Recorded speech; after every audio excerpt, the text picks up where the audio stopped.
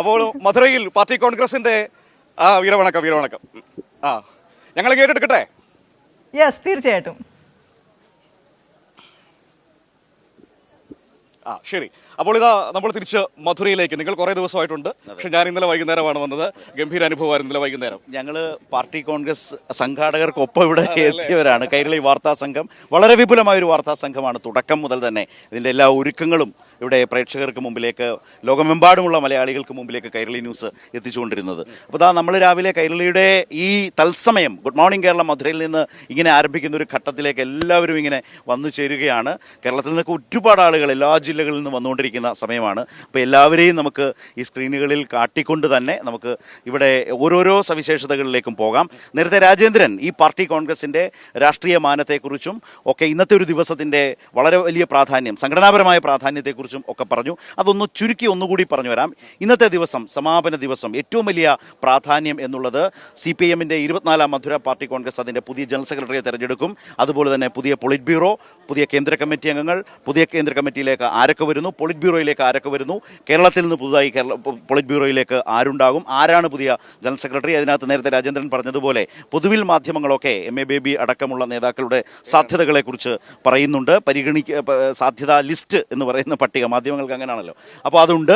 അതുപോലെ തന്നെ കേന്ദ്ര കമ്മിറ്റിയിലേക്ക് വരുന്ന പുതിയ ആളുകളായിരിക്കും. വളരെ പ്രധാനപ്പെട്ട ഒരു കാര്യം, CPIM ഇപ്പോൾ വളരെ കാര്യമായി നടപ്പാക്കി വരുന്ന പ്രായപരിധി എന്നുള്ളതാണ്. ആ പ്രായപരിധിയുമായി ബന്ധപ്പെട്ട് അതിൻ്റെ അടിസ്ഥാനത്തിൽ പൊളിറ്റ് ബ്യൂറോയിൽ നിന്നും കേന്ദ്ര കമ്മിറ്റിയിൽ നിന്നും ഒഴിവാകുന്നവർ ആർക്കൊക്കെ ഇളവുണ്ടാകും. അതിൽ തന്നെ ഏറ്റവും പ്രധാനപ്പെട്ട കാര്യം മുഖ്യമന്ത്രി പിണറായി വിജയൻ എന്നുള്ളതാണ്. അദ്ദേഹം രാജ്യത്തെ തന്നെ ഏറ്റവും പ്രധാനപ്പെട്ട കമ്മ്യൂണിസ്റ്റ് നേതാവ് എന്ന നിലയിൽ ലോകമാകെ ശ്രദ്ധിക്കുന്ന വിധത്തിൽ ഈ മോദി ഭരണകാലത്തെ ഒരു ബദൽ ഭരണം, BJP ഇതര സർക്കാരുകൾ, രാജ്യത്തെ BJP ഇതര സർക്കാരുകളിൽ വളരെ ശക്തമായ ഒരു ബദൽ സർക്കാർ എങ്ങനെയെന്ന് മറ്റ് സംസ്ഥാന സർക്കാരുകൾ പോലും ഉറ്റുനോക്കുന്ന വിധത്തിലേക്ക് അദ്ദേഹം കേരളത്തിലെ ഗവൺമെൻറ്റിനെ തുടർഭരണത്തിലൂടെ നയിക്കുന്നു എന്നുള്ളതാണ്. ചിലപ്പോൾ പറയാൻ മുഖ്യമന്ത്രി ആയതുകൊണ്ട് ഇളവ് എന്ന രീതിയിൽ പറയാറുണ്ട്. മുഖ്യമന്ത്രി ആയതുകൊണ്ട് എന്ന ഒരു സാങ്കേതികതയ്ക്ക് അപ്പുറം പിണറായി വിജയൻ എന്ന നേതാവ് കേരളത്തിലെ സർക്കാരിനെ തുടർഭരണ ചരിത്രത്തിലാദ്യമായി, ആധുനിക കേരളത്തിൻ്റെ ചരിത്രത്തിലാദ്യമായി 57 മുതൽ ഇങ്ങോട്ട് ഇന്നേ വരെ ഇല്ലാത്ത വിധമുള്ള ആ ചരിത്രം തിരുത്തിക്കുറിച്ചുകൊണ്ട് തുടർഭരണത്തിലേക്ക് CPIM-നെയും LDF-നെയും കൊണ്ടുപോയ രാജ്യത്തെ ഏറ്റവും തലമുതിർന്ന സമുന്നതനായ പൊളിറ്റ് ബ്യൂറോ അംഗം എന്ന നിലയിലാണ് അദ്ദേഹത്തിൻ്റെ സവിശേഷത നിൽക്കുന്നത്. രാജ്യമാകെ ഉറ്റുനോക്കുന്ന ഒരു നേതാവ് എന്ന നിലയിൽ അദ്ദേഹത്തിന് കഴിഞ്ഞ പാർട്ടി കോൺഗ്രസ് കൊടുത്ത ഇളവുണ്ട് പ്രായപരിധിയിൽ. ആ ഇളവ് വെച്ചാണ് അദ്ദേഹം സർക്കാരിനെ നയിച്ചുകൊണ്ടിരിക്കുന്നത്. സ്വാഭാവികമായും കേരളത്തിൽ ഒരു 3-ാം വട്ടവും ഇടതുമുന്നണി അധികാരത്തിലേക്ക് എത്തുമെന്ന വലിയ രാഷ്ട്രീയ താല്പര്യവും ചിന്തയും ഒക്കെ വളരെ ശക്തമായി നിൽക്കുന്ന ഒരു കാലത്ത് അദ്ദേഹത്തിൻ്റെ ഭരണത്തിൻ്റെ തുടർച്ചയിൽ അദ്ദേഹം അടക്കം നയിക്കുന്ന ഒരു തെരഞ്ഞെടുപ്പ് കാലം അല്ലെങ്കിൽ ഒരു രാഷ്ട്രീയ കാലം കേരളത്തിന് മുമ്പിലുണ്ട്, രാജ്യത്തിന് മുമ്പിലുണ്ട് എന്നുള്ളത് കൂടിയാണ്. ഞാനത് പറയാൻ കാര്യം, വിദേശ കമ്മ്യൂണിസ്റ്റ് പാർട്ടികളുടെ അഭിവാദ്യ സന്ദേശങ്ങളൊക്കെ ഈ സമ്മേളനത്തിലേക്ക് പാർട്ടി കോൺഗ്രസിലേക്ക് വന്നിരുന്നു. അപ്പോൾ രാജ്യത്തെ വലിയ പോരാട്ടത്തെക്കുറിച്ചൊക്കെ അവർ വലിയ പ്രത്യാശയോടുകൂടി പറയുന്നു.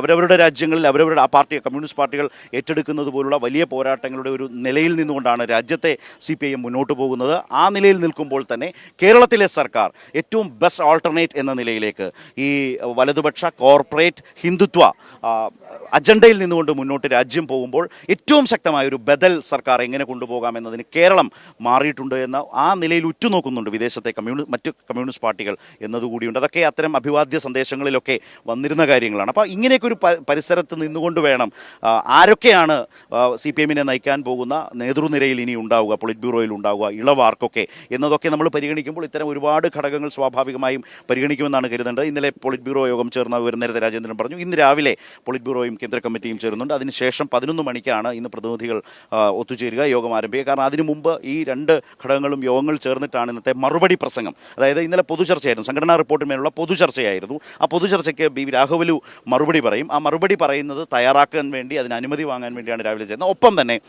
ആ കമ്മിറ്റിയുടെ പിരിഞ്ഞു പോകുന്ന കമ്മിറ്റിക്ക് നിർദ്ദേശിക്കാനുള്ള പേരുകൾ ഒക്കെ അവതരിപ്പിക്കുക, അതിന് അനുമതി വാങ്ങുക, അങ്ങനെയുള്ള സംഘടനാ നടപടിക്രമങ്ങളൊക്കെ പൂർത്തീകരിച്ച് 11 മണിക്ക് ചേരുമെന്നാണ് പ്രതിനിധികളുമായി സംസാരിച്ചപ്പോൾ നമുക്ക് മനസ്സിലായത്. അങ്ങനെ രാവിലെ 11 മണിക്കായിരിക്കും ഇന്നത്തെ പ്രതിനിധി സമ്മേളനം ആരംഭിക്കുക. തുടർന്ന് അങ്ങോട്ട് മറുപടിയും അതിനുശേഷം ഈ പറഞ്ഞതുപോലെ കേന്ദ്ര കമ്മിറ്റിയെ തിരഞ്ഞെടുക്കൽ, പൊളിറ്റ് ബ്യൂറോ, അതുപോലെ തന്നെ ജനറൽ സെക്രട്ടറി, ഈ ആര് എന്നുള്ളതിലേക്കുള്ള തീരുമാനങ്ങളിലേക്കൊക്കെ പോകും. അങ്ങനെയാണ് ഇന്നത്തെ. അതിനുശേഷമാണ് പൊതുസമ്മേളനം എന്ന ഏറ്റവും പ്രധാനപ്പെട്ട ഉറ്റുനോക്കുന്ന മറ്റൊരു മഹാസമ്മേളനത്തിൻ്റെ വരവ് ഉച്ചയ്ക്ക് ശേഷമായിരിക്കും. തീർച്ചയായും നമ്മൾ ഈ CPIM സിന്ദാബാദ് യുവജന പാർട്ടി കോൺഗ്രസ് സിന്ദാബാദ് ഇത്തരത്തിലുള്ള വലിയ ആവേശം രാവിലെ മുതൽ തന്നെ നമുക്ക് കാണാൻ കഴിയുന്നു. ഇപ്പോൾ നേരത്തെ സംഘടനാപരമായ നടപടിക്രമങ്ങളെ കുറിച്ച് നമ്മൾ സംസാരിച്ചു. അതിനുശേഷമാണ് പൊതുസമ്മേളനം അടക്കമുള്ള കാര്യങ്ങളിലേക്ക് പോകുന്നത്. മനു കാൾ മാർക്സ് അതെ, മാർക്സിന്റെ പുറകിൽ ഇതാണ് ഇവിടുത്തെ ഏറ്റവും ആവേശകരമായ ദൃശ്യം എന്ന് പറയുന്നത്. ഇതാണ് രാവിലെ മുതൽ ഇവിടെ വന്ന് ചിത്രമെടുക്കാനുള്ള ഏറ്റവും വലിയ തിരക്കാണ്. കാരണം മാർക്സിനോടൊപ്പം ഒരു ചിത്രം എടുത്ത് പോവുക എന്നതാണ് എല്ലാ ദിവസവും നമുക്ക് ഇവിടെ കാണാൻ കഴിയുന്നത്. ഏത് സമയത്തും ഇവിടെ ക്യൂ നിന്ന് വരി നിന്ന ആളുകൾ ഇവിടെ ഫോട്ടോ എടുക്കാൻ നിൽക്കുന്നതാണ് നമുക്ക് കാണാൻ കഴിയുന്നത്. ഇങ്ങനെ ആവേശകരമായ ഒരുപാട് ദൃശ്യങ്ങൾ ഇവിടെ കാണാൻ കഴിയുന്നു എന്നതാണ് ശരത്ത് ഏറ്റവും പ്രധാനപ്പെട്ട കാര്യം. ഇതിലൊരു കാര്യം കഴിഞ്ഞ കുറേ ദിവസങ്ങളായി കണ്ടാൽ ഏറ്റവും അധികം ആളുകൾ ചിത്രം എടുത്തത് ഇവിടെയാണ്. ഞാനത് ഇവരോട് പലരോടും പറഞ്ഞൊരു കാര്യം എന്ന് വെച്ചാൽ, നമുക്ക് ഇവിടെ എടുക്കുന്ന ഒരു ചിത്രം, ആ ചിത്രം സോഷ്യൽ മീഡിയയിലേക്കൊക്കെ വരുമ്പോൾ നമ്മൾ ചിത്രങ്ങൾ കാണുമ്പോൾ വളരെ ജീവനുള്ള വിധത്തിലേക്കുള്ള ഏറ്റവും മികച്ച ഓരോരുത്തരുടെയും മധുരയിൽ വന്നു പോകുന്ന ഓരോരുത്തരുടെയും ജീവിതത്തിലെ അവിസ്മരണീയമായ ഒരു അനുഭവമായി അത് മാറുന്നു എന്നുള്ളതാണ്. ഫ്രെയിം ചെയ്യപ്പെടുന്നു. വളരെ വളരെ വളരെ ജീവസുറ്റ ഒരു അനുഭവത്തോടു കൂടിയാണ് നമ്മൾ നേരിട്ട് നിന്ന് കാണുമ്പോഴും ഏറ്റവും മികച്ച രീതിയിലാണ് അത് തയ്യാറാക്കപ്പെട്ട കലാകാരന്മാർ മാർക്സിനെ ഇവിടെ പുനരാവിഷ്കരിച്ചിട്ടുള്ളത്. അവിടെ സ്വാഭാവികം ആർക്കും കണ്ടാലൊന്ന് കയറണം, അവിടെ ഉണ്ടാകണം, അദ്ദേഹത്തോടൊപ്പം ഉണ്ടാവണം, ഒരു ചിത്രം, ഒരു ജീവിത ചിത്രമാക്കി ഇതിനെ മാറ്റണം എന്ന് ചിന്തിക്കുന്നത്. ഞാൻ കഴിഞ്ഞ ദിവസം കണ്ട മനു സമുദ്രക്കനിയും അതുപോലെ വെട്രിമാരനും വന്നപ്പോൾ സമ്മേളനം കഴിഞ്ഞ്, സാംസ്കാരിക സമ്മേളനം കഴിഞ്ഞ് അവർ രണ്ടുപേരും ഇവിടെ വന്ന്, സമുദ്രക്കനിയൊക്കെ ഇവിടെ വന്ന് കസേരയിലിരുന്ന് അവിടെ മാർക്സിനൊപ്പം ചിത്രമെടുത്താണ് പോയത്. കഴിഞ്ഞ ദിവസം മറ്റൊരു സവിശേഷത നമ്മൾ പലപ്പോഴും പറഞ്ഞതാണ്, സ്റ്റാലിൻ തമിഴ്നാട് മുഖ്യമന്ത്രി CPIM സമ്മേളനത്തിൽ പാർട്ടി കോൺഗ്രസിൽ പങ്കെടുത്തുകൊണ്ട് മുഖ്യമന്ത്രി പിണറായിക്കൊപ്പം പങ്കെടുത്ത ഘട്ടത്തിൽ അദ്ദേഹം പറഞ്ഞു, അതിന് അന്നത്തെ ദിവസം തമിഴ്നാട് നിയമസഭ ചെന്നൈയിൽ കാൾ മാർക്സിന് സ്മാരകം നിർമ്മിക്കാനുള്ള തീരുമാനം സർക്കാർ സ്വീകരിച്ചു. ആ തീരുമാനം എടുത്ത ശേഷം അതാകട്ടെ CPIMന്റെ തമിഴ്നാട് ഘടകത്തിന്റെ പ്രധാനപ്പെട്ട ഒരു ആവശ്യമായിരുന്നു. അത് തമിഴ്നാട് സർക്കാരിന് മുമ്പാകെ അതിലൊരു രസകരമായ കമന്റ് ഉണ്ടായിരുന്നു. അത് MA ബേബി പറഞ്ഞതാണ്. അതായത് കാൾ മാർക്സിന്റെ പ്രതിമ ചെന്നൈയിൽ സ്ഥാപിക്കാൻ തീരുമാനിച്ചത് സ്റ്റാലിനാണ്. സ്റ്റാലിൻ തീരുമാനിക്കുന്നു ആ പ്രതിമ സ്ഥാപിക്കാൻ. അദ്ദേഹം തന്നെ പറഞ്ഞു. അദ്ദേഹം പറഞ്ഞല്ലേ? സ്റ്റാലിൻ തന്നെ പറഞ്ഞു. അതൊരു മനോഹരമായ സ്റ്റാലിൻ എന്ന് പറഞ്ഞിട്ടാണ്. അത് മാത്രമല്ല അദ്ദേഹം പറഞ്ഞ നമ്മൾ പലപ്പോഴും കണ്ടതാണ്, ഞങ്ങളുടെ കൊടിയിൽ ചുവപ്പുണ്ട്, ഞങ്ങളിൽ പാതി നിങ്ങളാണ് എന്ന് പറഞ്ഞുകൊണ്ടാണ് അദ്ദേഹം സംസാരിച്ചത്. ആ മുഖ്യമന്ത്രിക്ക്, സ്റ്റാലിന്, CPIM പ്രവർത്തകർ, നേതാക്കളൊക്കെ ആ ഹാളിൽ എഴുന്നേറ്റ് നിന്ന്, മുഖ്യമന്ത്രി അടക്കം എഴുന്നേറ്റ് നിന്ന് കൈയടിച്ചാണ്, പ്രത്യഭിവാദ്യം ചെയ്താണ് ആ തമിഴ്നാട് സർക്കാരിൻ്റെ ആ തീരുമാനത്തെ ആവേശകരമായി CPIM ഏറ്റെടുത്തത് എന്നതുകൂടിയുണ്ട്. അപ്പോൾ ഈ കാഴ്ചകൾ ഇങ്ങനെ സജു വളരെ ഗംഭീരമായി പ്രേക്ഷകരിലേക്ക് എത്തിച്ചുകൊണ്ടിരിക്കുന്നുണ്ട്. അവിടെ ആളുകൾ എത്തുന്നതും ഒരുപാട് നേതാക്കളുടെ ഫേസ്ബുക്ക് പേജിലേക്ക് പോയാൽ ഈ പടം മസ്റ്റാണ്. ചിലരുടെയൊക്കെ അതിഗംഭീരമായി നമുക്ക് തോന്നുമായിരുന്നു. ഒന്നാമത് ആ മാർക്സിൻ്റെ ശില്പത്തോടൊപ്പം ചേർന്ന് ആ കോമ്പോസിഷനിൽ കറക്റ്റായി ഇരുന്നാലുണ്ടല്ലോ, ഒന്നിച്ചിരുന്ന് അവർ സംസാരിക്കുന്ന മട്ടിലേക്കൊക്കെയുള്ള വളരെ നല്ല ഒരു അനുഭവം കിട്ടുന്ന ചിത്രങ്ങൾ പലരും പകർത്തിക്കൊണ്ട് പോകുന്നുണ്ട്. അത് ഏറ്റവും ശ്രദ്ധേയമായ ഒരു അനുഭവമാണ്. എത്രയോ നാടുകളിൽ, എത്രയോ സംസ്ഥാനങ്ങളിൽ നിന്നുള്ള വ്യത്യസ്തങ്ങളായിട്ടുള്ള സംസ്ഥാനങ്ങളിൽ വ്യത്യസ്ത ഭാഷ സംസാരിക്കുന്ന മനുഷ്യരൊക്കെ ഇവിടെ വന്ന് ആ ഭാഷയ്ക്ക് അതീതം. ഇന്നലെ നമ്മൾ വൈകുന്നേരം ശ്രദ്ധിച്ചൊരു കാര്യമുണ്ട്, പല ഭാഷകളിലെ മുദ്രാവാക്യങ്ങൾ മനു ശ്രദ്ധിച്ചിരുന്നോ? പല ഭാഷകളിലെ, മലയാളത്തിലെ മുദ്രാവാക്യം കഴിയുമ്പോൾ തമിഴ് ഏറ്റുപിടിക്കുന്നു, ഇങ്ങനെ ഭാഷകളിൽ, വ്യത്യസ്തങ്ങളായ ഭാഷകളിൽ, അതെല്ലാം തന്നെ ധീര രക്തസാക്ഷികളായവർ, നാടിൻ്റെ പോരാട്ടത്തിൻ്റെ, നാടിൻ്റെ മുന്നോട്ട് പോക്കിന് വേണ്ടി, മുന്നേറ്റത്തിനായി ജീവൻ നഷ്ടപ്പെടുത്തിയവർ, അല്ലെങ്കിൽ രക്തസാക്ഷികളായവർ, അവർക്കെല്ലാവർക്കും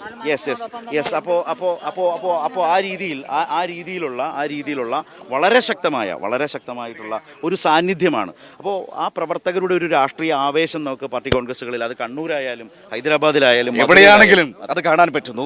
ഇന്നിപ്പോൾ എല്ലാവരും ഏറ്റവും ആകാംക്ഷയുടെ, കാരണം ഞാനിപ്പോൾ പറയുന്നത് കേരളത്തിൽ നിന്നടക്കം ഒരുപാട് ആളുകൾ വന്നിട്ടുണ്ട്. അവർക്ക് എല്ലാവർക്കും അറിയേണ്ടത് ഈ പൊതുസമ്മേളനം നടക്കുന്നത് എവിടെയാണ്, അതിന്റെ കാര്യങ്ങൾ എങ്ങനെയാണെന്നാണ് അറിയാൻ കഴിയുന്നത്. അതായത് രാജ്കുമാർ, ഏതായാലും നമുക്ക് പൊതുസമ്മേളനം നടക്കുന്നത് ഇവിടുന്ന് 2-3 കിലോമീറ്റർ അപ്പുറമാണ്. മസ്താൻപെട്ടി എന്ന് പറയുന്ന സ്ഥലത്താണ്, ടോൾ ഗേറ്റിന് സമീപമുള്ള വലിയൊരു മൈതാനം, അവിടെയാണ് പൊതുസമ്മേളനം നടക്കുന്നത്. ഏറ്റവും പ്രധാനപ്പെട്ട കാര്യം, ആ ബഹുജന റാലി ഫ്ലാഗ് ഓഫ് ചെയ്യുന്നത് വാച്ചാത്തിയിലെ സമര പോരാളികളാണ്. അവർ ഫ്ലാഗ് ഓഫ് ചെയ്യുന്ന റാലിയാണ്. ഏകദേശം ഒരു 1.5 കിലോമീറ്ററോളമാണ് ആ ബഹുജന റാലി. അതിനുശേഷം അത് മസ്താൻപെട്ടിക്ക് സമീപമുള്ള, ടോൾ ഗേറ്റിന് സമീപമുള്ള മൈതാനത്തേക്ക് എത്തുന്നു. ഈ 10,000 റെഡ് വോളണ്ടിയർമാരാണ് മാർച്ചിനെ നയിക്കുന്നത്. ഒപ്പം തന്നെ എല്ലായിടങ്ങളിൽ നിന്നും, അതായത് കേരളത്തിൽ നിന്നും, ഒപ്പം തന്നെ രാജ്യത്തിന്റെ വിവിധ ഭാഗങ്ങളിൽ നിന്ന് വന്ന പാർട്ടി പ്രവർത്തകർ, അനുഭാവികൾ, അങ്ങനെ എല്ലാവരും ചേർന്നുകൊണ്ട് ഒരു വലിയ സഞ്ചയമായിരിക്കും. ഇന്നലെയൊക്കെ നമ്മൾ ഇങ്ങോട്ടേക്ക് എല്ലാ വഴികളും റോമിലേക്കാണെന്ന് പണ്ടാരോ പറഞ്ഞതുപോലെ എല്ലാ വഴികളും മധുരയിലേക്കായിരുന്നു. വാഹനങ്ങൾ നിറഞ്ഞ് മധുരയിലേക്ക് ആളുകൾ എത്തുകയായിരുന്നു. ട്രെയിനുകളിൽ അടക്കം നിറച്ചും ആളുകൾ. ആരൊക്കെയോ പറയുന്നുണ്ടായിരുന്നു ട്രെയിനിൽ തന്നെ വേണമെങ്കിൽ ഒരു സമ്മേളനം കൂടാനുള്ള പാർട്ടി പ്രവർത്തകർ ഉണ്ടായിരുന്നു എന്ന്. ആ രീതിയിലാണ് നമുക്ക് കാണാൻ കഴിയുന്നത്.